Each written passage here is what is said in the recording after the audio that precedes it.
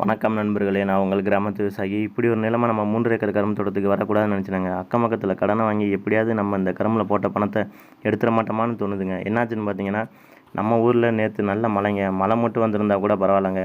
மழையோடு சேர்ந்து காற்று வந்துடுச்சுங்க. கரும்பு எல்லாமே சாஞ்சு போச்சுங்க.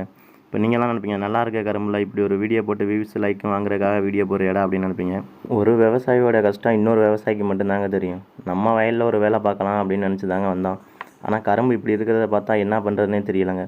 மனசுக்கு ரொம்ப கஷ்டமாயிடுச்சு. ஆனால் இந்த கஷ்டத்தெல்லாம் பார்த்தா நம்ம ஒன்றுமே பண்ண முடியாதுங்க. கஷ்டம் வந்துக்கிட்டே இருக்க தான் செய்யும். நம்ம தான் அதில் இறங்கி வேலை பார்த்து எல்லாத்தையும் நம்ம சரி பண்ணணும். நம்மளுமே பார்த்தீங்கன்னா 3 ஏக்கர் கரும்பு தோட்டத்தில் 1 ஏக்கர் மட்டும்தாங்க தோகாஞ்சு வச்சுருந்தோம். அந்த 1 ஏக்கரில் தான் தோகாஞ்ச இடத்துல மட்டும்தாங்க இப்படி நடந்திருக்கு எல்லாமே. இன்னும் நம்ம 2 ஏக்கர் பேலன்ஸ் இருக்குங்க தோகை எடுக்காமல். அப்புறம் ஏன்டா இதில் நீங்கள் தோகை எடுத்தீங்க அப்படின்னு கேட்டிங்கன்னா, இந்த டைமில் நம்ம மண் வெட்டி போட்டால் தாங்க கரும்புக்கு பிடிமானம் கிடைக்கும். இல்லைன்னா கரும்புக்கு பிடிமானமே கிடைக்காதுங்க. எந்த விவசாயமாக இருந்தாலும் எந்தெந்த வேலை எப்பப்போ பார்க்கணுமோ அப்பப்போ பார்த்தா தாங்க நம்ம ஒரு லாபமும் எடுக்கலாம், ஒரு நஷ்டமும் எடுக்கலாம். ஆனால் விவசாயிங்க எப்பயுமே லாபம் எடுத்ததே கிடையாதுங்க. எப்போவுமே நஷ்டம் மட்டும்தாங்க கிடைக்கும்.